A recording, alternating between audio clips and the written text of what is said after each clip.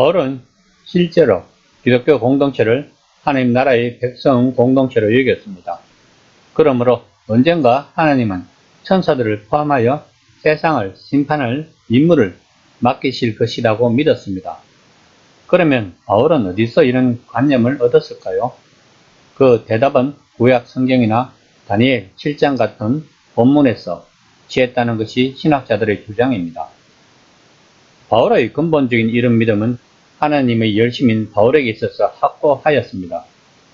즉, 예수님이 죽은 사람들 가운데 부활하셨다면 그분은 메시아시다. 그분이 메시아시라면 그분께 속한 사람들은 하나님의 참 백성이다. 하나님의 참 백성이 세상을 심판할 것이다. 만약 지금 하나님의 참 백성이 어떤 사람이나 사물을 심판하기에 전혀 적합해 보이지 않는다면 도덕적 성찰과 징계를 통해 그들을 실제로 메시아 안에 있는 하나님의 백성이 되어야 한다는 것이 이 편지의 중요한 주제입니다. 오늘 본문은 바울이 한 그리스도인이 다른 그리스도인을 상대로 고린도 공적 법정에서 소송을 제기한 불미스러운 사안에 대해서 말하고 있습니다. 6장 1에서 3절 말씀입니다. 너희 중에 누가 다른 이와 더불어 다툼이 있는데 구태여 불의한 자들 앞에서 고발하고 성도 앞에서 하지 아니하느냐? 성도가 세상을 판단할 것을 너희가 알지 못하느냐?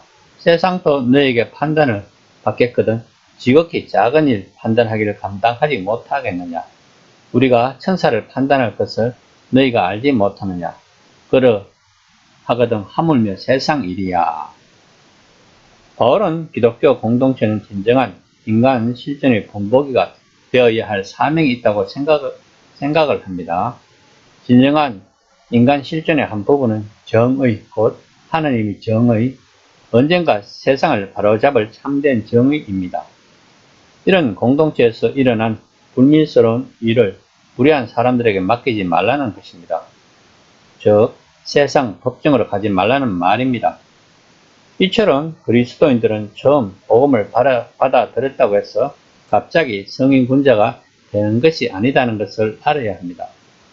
이런 미성숙한 그리스도인들을 진정한 하나님 나라의 백성으로 이끌어 주시는 분이 성령님의 역할인 것입니다. 아마도 그 당시 고린도에서는 소소한 일들까지 법정에서 해결하는 문화가 있었는 것 같습니다. 6장 4절에서 5절 말씀입니다.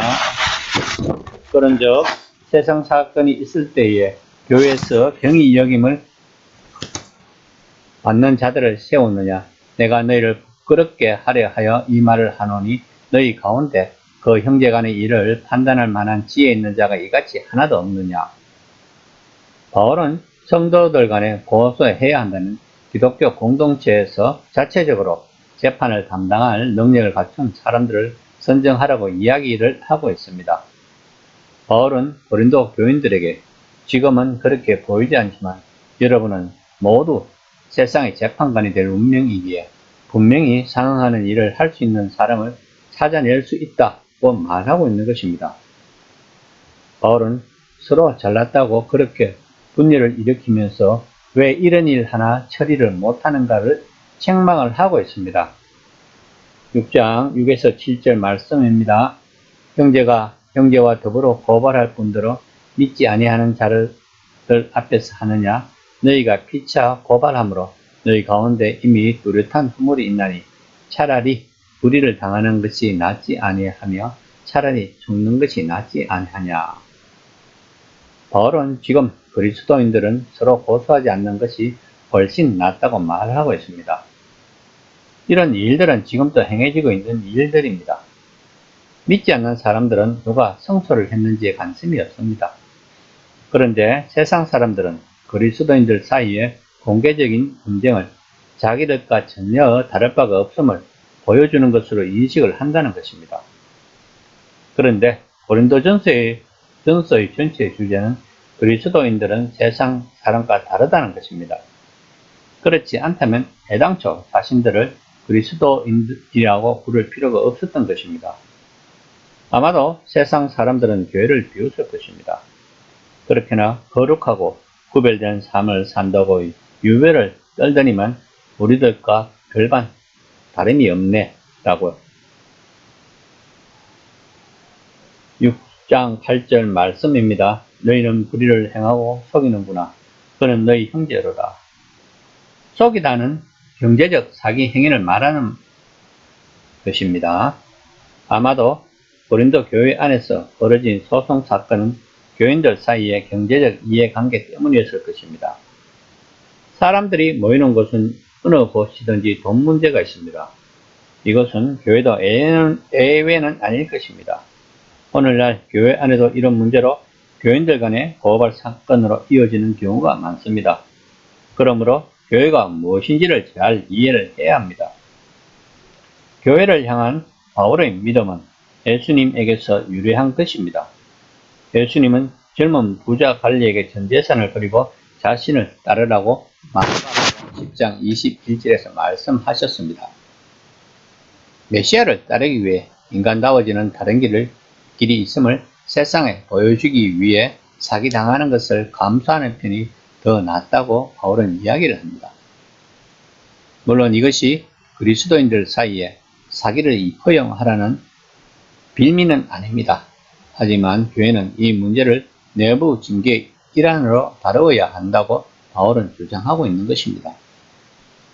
교회는 예수 그리스도를 믿는 이들이 모여서 예수님에게 찬양하고 예배를 드리는 곳입니다.